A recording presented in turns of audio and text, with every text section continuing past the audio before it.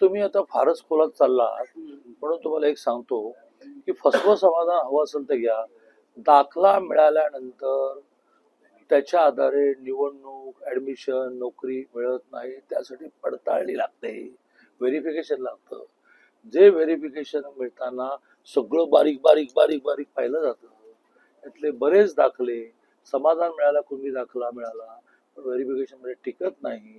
त्यामुळे लगेच या दाखल्यावर निवडणुका लढवता येणार नाहीत. पण पुन्हा एकदा मुख्यमंत्री हे फारच पॉझिटिव्ह आहे. जसं त्यांनी काल ऍडमिशनचं 6 महिने एक्सटेन्शन दिलं, तर 6 महिने एक्सटेन्शन देतील.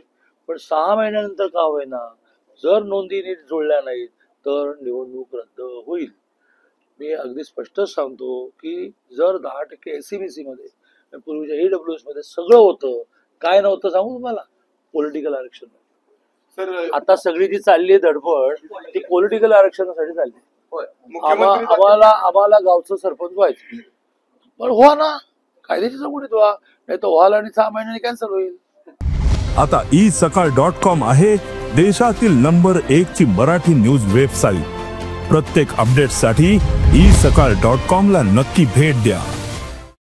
मुख्यमंत्री जाणार भेटायला, मुख्यमंत्री जाणार भेटायला लावू नका.